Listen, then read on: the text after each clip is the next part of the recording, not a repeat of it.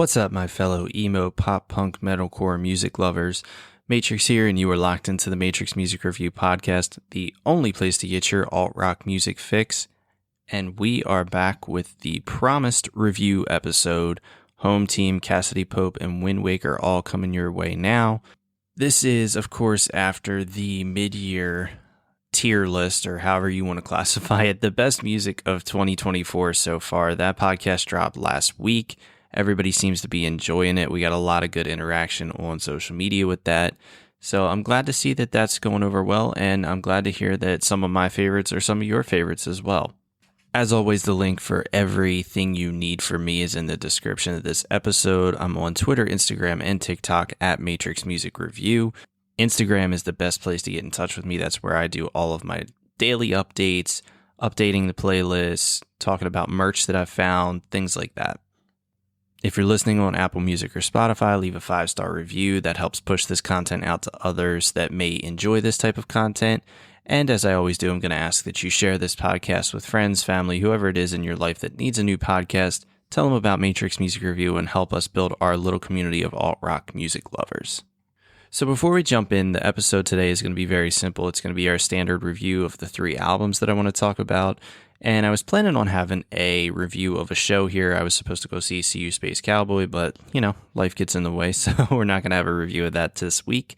But instead, I'm going to talk about a question that has come up a little bit more recently with me in terms of different reviews that I've done and just in terms of kind of the scene in general. So I'm interested to hear everybody's opinion on this and just give you an idea of kind of what I think on this matter.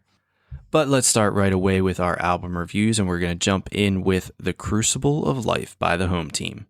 This is the Home Team's 3rd studio album, and I think if you are looking at the alternative rock scene, the pop punk, metalcore, however you want to classify this scene, I think it's hard to deny that the Home Team is probably the fastest rising name in this scene, or one of the fastest rising names in this scene. They consider themselves heavy pop real rockers based off of their Spotify profile, and I'd have to agree with that sentiment a little bit. There's a lot of pop influence in a lot of their sounds, but they really do, at the end of the day, have very distinct guitar licks and very much a unique sound that when the song comes on, you know that it's the Home Team. And so this album's really interesting too, because one of the first things that I really noticed about this album is that the lead single, Loud, is the last track on the album. And let's face it, that is not something that we see very often, if at all. We don't see a lead single not being towards the top of the track listing. So to see Loud at the end really had me interested into what this album was going to sound like. Did they have this many tracks? Did they have 11 other songs that they felt like were, bigger bangers than Loud, or, were better written than Loud? Or was that just the construction of the album? I don't know that there's a way to know that without actually diving into the album itself. But once I did, they got some damn good songs on this album. So as you guys heard me talk about in the mid-year album song whatever list that I came out with last week, you heard me say that the Home Team really just wrecked my entire list.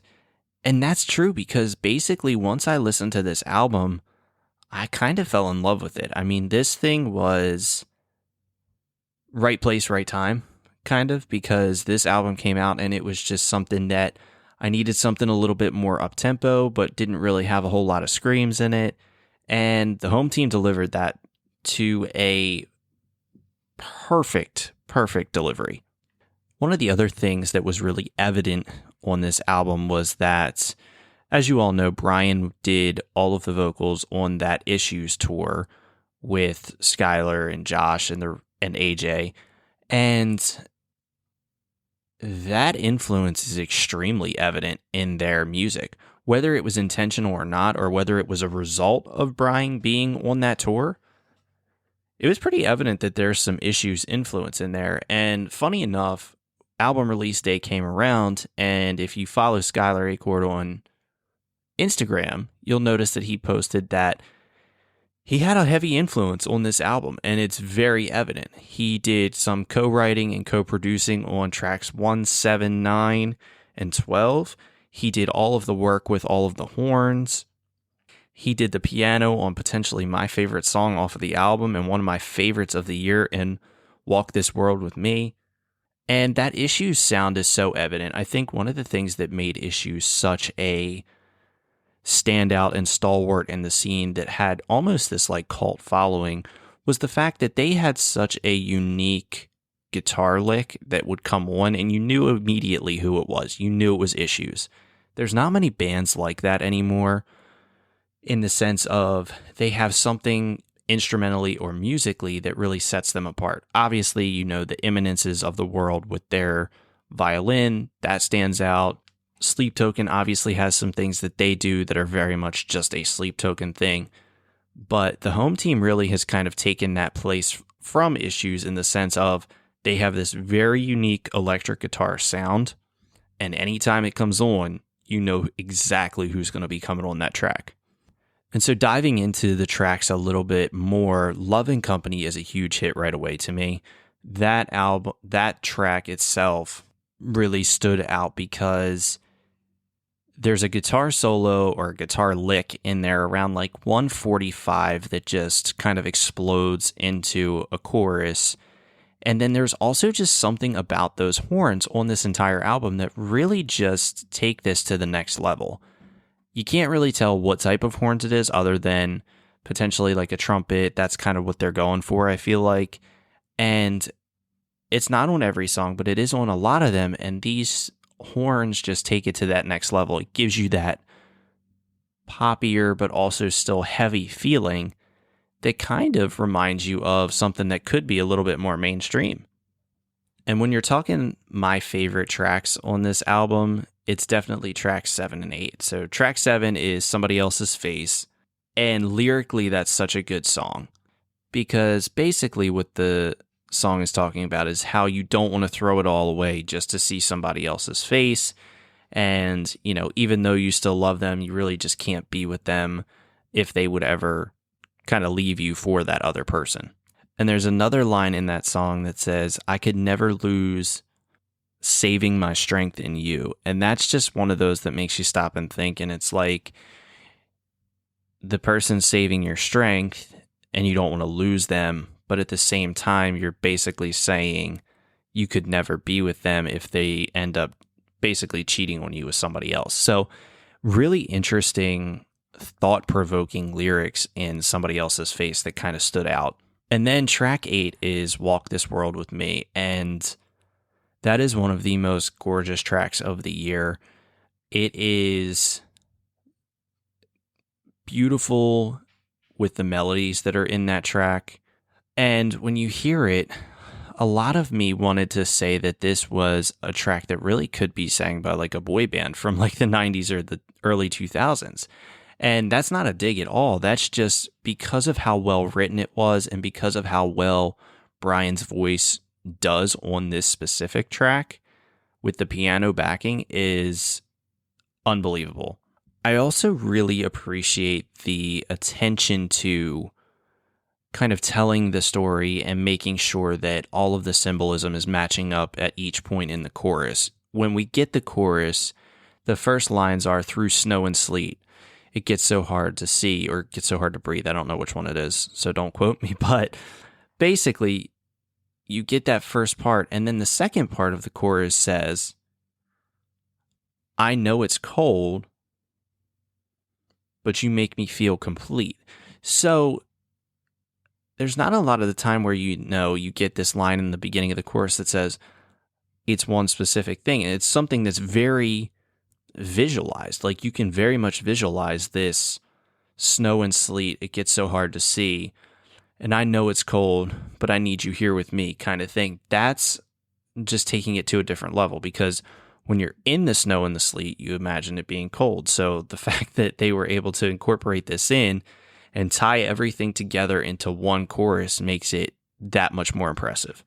And again, one of the things that I really enjoyed about this album was that a lot of the tracks felt extremely danceable, which is something that's been missing from the scene a little bit. I feel like we obviously get the headbangers and the standard punk kid dance, and I don't even want to begin to talk about what that could mean, because that could mean anything. But we haven't had a lot that could be played out in a bar or something like that and could get other people that don't usually listen to this type of music dancing.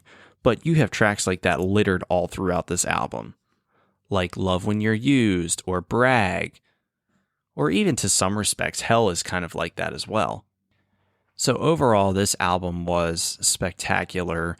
This is a band that really has blossomed into one of those bands that just has it, and they have that it factor. And it's one of those situations where I always hate that this scene has gotten so disrespected in the mainstream, and it's also become very uncool to have songs in the mainstream if you're from this scene, because it feels like you're selling out. Because this is a band that I feel like a majority of people, even the ones that only listen to pretty standard pop tracks, whether that's, the Taylor Swifts, the Ariana Grandes, the Beyoncés, whatever that may be, these are songs that could fall right in line with those, and I think people would adore them. And it's just unfortunate that we don't have that anymore. But if any band is going to be able to bring people in, it's going to be the Home Team after this absolute banger of an album. Rating for this one is a 10 out of 10. This is one of those albums that is flawless from start to finish. I have not found a single thing wrong with it yet. I couldn't be happier. I think Brian and the band are destined for great, great things. I'm excited to see if we get a tour announced with this album, because I will be front and center to be in attendance for that one, because this is definitely a band that I got to check off the list. So if you haven't checked it out yet, go check out The Crucible of Life by the Home Team. Next up is Hereditary by Cassadee Pope.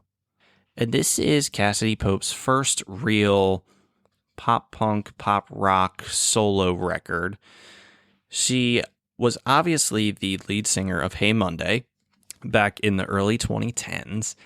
And after that, she went on The Voice and took a detour and went down the country road. And now she's kind of brought her way back to her roots, and that is the pop punk, pop rock sound. And this is a pretty solid album. I don't think there's a whole lot to dislike here. I think it's very evident to me that Cassadee definitely has gotten back to her roots a little bit and has gotten back to things that she does best. And what she does best is songwriting. That has always been Cassadee Pope's strength, at least to me. I've had a little bit more familiarity with her because I did do stuff in the country scene for a while, and I did follow her in that scene. So it's interesting to be able to kind of compare the two and see that songwriting and storytelling is definitely something that is her strong point. And it's evident right away on this album. We get a song like People That I Love Leave, which is such a different way of saying that every time you fall in love, the person leaves you, or every time you decide that you really, really like somebody, they're going to back out and leave you all alone. And I keep saying about her coming back to her roots and kind of really embracing where she started and how she was kind of introduced to the music scene from Hey Monday. And that's because a lot of the subject matter that she talks about on this record is very much stuff that we would have heard in the 2010s about, a song like Secret, which is kind of all about being the secret, and you don't want to tell people that you're anything, but you still want to be something with that person. It kind of checks all those boxes along the lines of, okay, if we wanted to make an early 2010 song, what would our subject matter be? How would we deliver it? It kind of checks all those boxes, and that's not a bad thing at all, especially not in this respect. We've gotten a lot of what I consider nostalgia core songs and records this year, and this fits right in with that. I love the acoustic sound of Three of Us, and Three of Us is a pretty interesting song because when you see Three of Us, you don't really know what to expect. But as Cassadee goes into this song, it's very clear that the three of us is her, the love interest and the drugs. And the love interest basically loves the drugs more than they love her. And so it's one of those relatable tracks too. I mean, there's been times where I'm sure people have had situations where they love somebody and the person that they love is just kind of stuck in that pattern of being hooked on something and not being able to get away, and you feel like they love that thing more than they love you. So relatability is always something that I look for when I'm reviewing albums, and Cassadee Pope definitely got that on this one. The title track, Hereditary, is probably one of the heavier songs on this album, and I don't mean heavy, obviously, like no screaming or anything like that, but definitely the heaviest instrumental that you will get on this record. But my favorite is probably Wrong One, which I think is the album closer. It just kind of checks all the boxes of everything I'm looking for: songwriting, sound, all of that.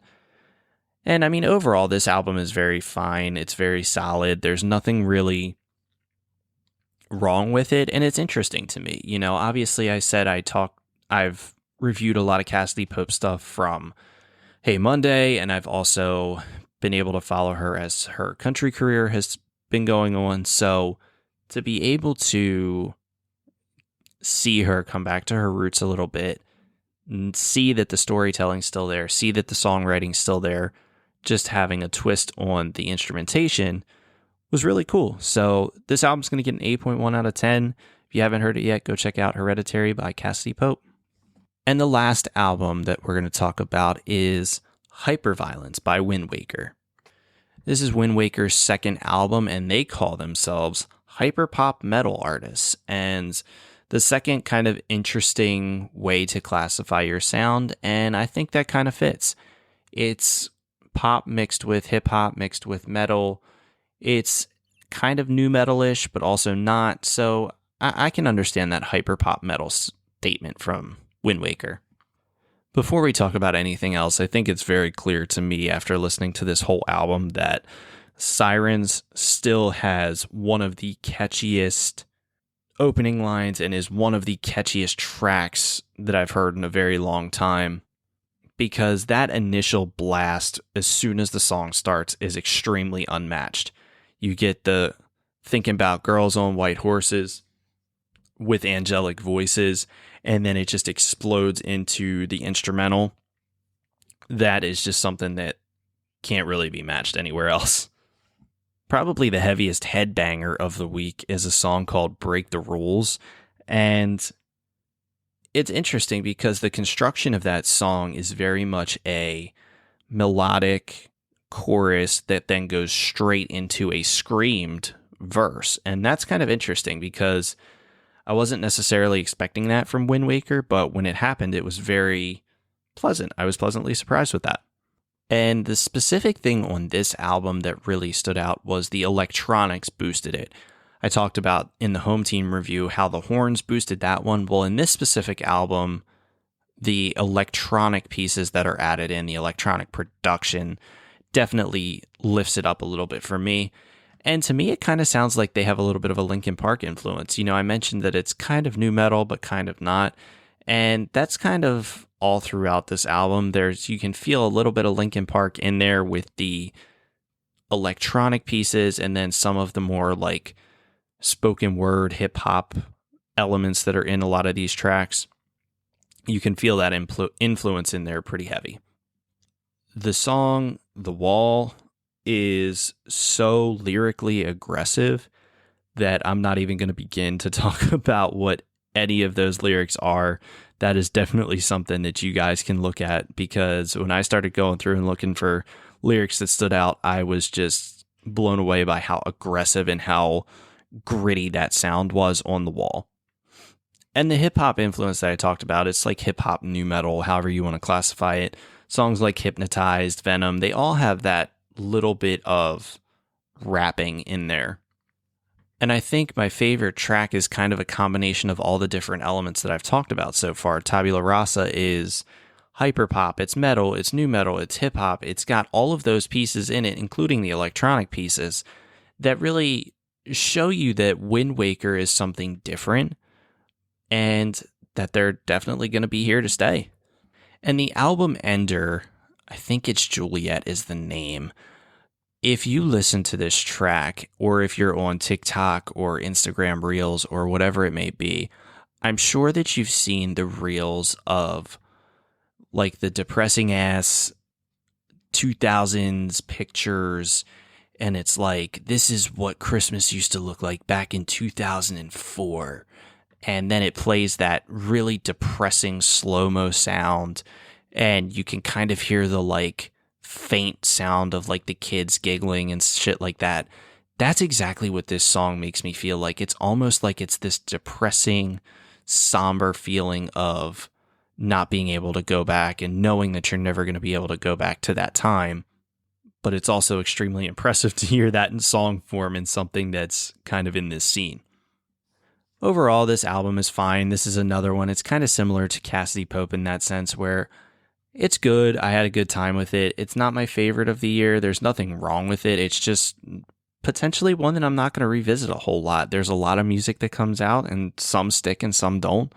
This just happened to not, but it is a really good album. Don't get me wrong. So it's going to get an 8.2 out of 10. If you haven't heard it yet, go check out Hyperviolence by Windwaker. That wraps it up for our album reviews, and I just want to mention something really quick and see if anybody has any thoughts that they want to shoot my way on this. So a lot of times I will talk about artists or tracks being scene adjacent. And it came up when I was reviewing Cassadee Pope, because there's a song on that album called Rom-Coms. And as soon as I heard Rom-Coms, I immediately felt like I was listening to a Michelle Branch track from the early 2000s.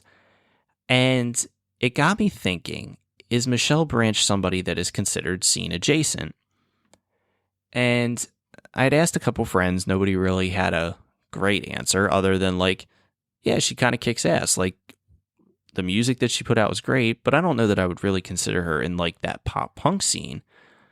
So is she scene adjacent? And as I started thinking about it a little bit more, I think she fits kind of in that same realm. I mean, I don't think anybody's going to sit here and say that it's very clear that it's a scene song or a scene artist. But then again, you know, would we really consider, at this point, would we consider Breaking Benjamin a scene artist? Would we consider Seether a scene artist? Yes and no, but they are probably more closely scene related than Michelle Branch is, but yet people probably would still consider all three of them to be scene adjacent. So my question then becomes, where does the line for scene adjacent stop? And what is that line? So when I did a podcast a couple of episodes back, I talked about scene adjacent artists such as 21 Pilots and Billie Eilish.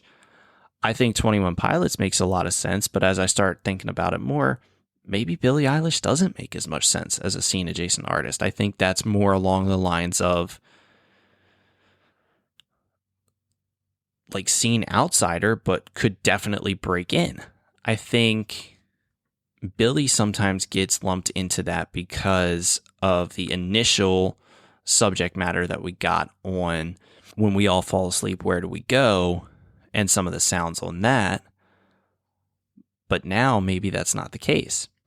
So when I look back at the early 2000s or things like that, what would I consider scene adjacent in that time? And I think that is where the Breaking Benjamins and the Seethers and the 3 Days Grace kind of fall. But then again, that's really just hard rock. So it's, again, you can hear me having this kind of debate internally with myself. There's always going to be the question of, is an artist this, that, the other thing? And I don't think there's any specific line, but I'm curious if you guys have a line. Like, is there a line that you say like, oh, this artist is definitely not scene, they're more scene adjacent, or they're not even scene adjacent, they're just a completely separate pop artist or whatever it may be.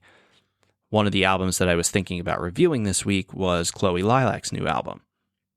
Really strong album. I'm not going to do a full review on it unless you guys really want it, but I felt like it just did not fit the podcast. And I think it didn't fit with the artist that I was talking about today, because the home team, Cassadee Pope and Windwaker, all have more punk, alt-rock influences and infusions than does a Chloe Lilac, which has more of this like underground indie sound that has just a tiny bit of punk influences in there. And I think we're still seeing a little bit of that line being walked with some of the younger artists. And I think to artists like Huddy and artists like Jaden, where initially they were really kind of immersing themselves in the scene. Jaden's first album, Tell Me About Tomorrow, is one of those albums that really brought me back to the scene and made me fall in love with it again. And then this next album, you got a little bit of it, but it definitely was not what I was expecting, not the follow-up to Tell Me About Tomorrow that I really anticipated after getting the album that I really enjoyed so much. And the same thing can be said for Huddy. You heard with my review of the EP this year, it definitely was one of those where it was like, you kind of felt it, and then there were other songs where it just felt like it just is not even close to connecting. So I think there's some confusion even in the scene as to where do I want to be? Do I want to be in the scene? And how close do I have to be to the scene in order to be considered part of it almost? So just some food for thought. I'm going to put a poll question on Spotify and put a poll question out when this drops for Instagram. And I'm just going to use Michelle Branch and say, fuck it, and see if you think she's scene adjacent or neither. And just kind of see what you guys think. And if you have any other artists that you think are scene adjacent or that you would say would give a really good debate for something like this, let me know. I think obviously the current one that comes to mind is Olivia Rodrigo, but that's a different story and that's a podcast for a different day. So that wraps it up for us here on Matrix Music Review. I hope everybody enjoyed this review and our little tangent about scene adjacent artists. As always, everything you need to follow me is in the description of this episode. Head over to Spotify and follow the Control-Alt-Save playlist to get all the latest updates on the new tracks that I'm listening to and everything that I've liked so far this year. I also have a link in the last podcast for all of the songs that I think are the best so far this year. It's a whittled down version of the playlist Control-Alt-Save, so you can go like and follow that one there. If you're on Apple Music or Spotify, leave 5 stars. Share the podcast, friends, family, all the same bullshit that I talk about all the time. And with that, I will see you guys next time. It'll be another review episode, but I do want to let you know I have some other very special podcasts coming that are definitely going to need your help and your participation. So stay tuned for that, and I'll see you next time.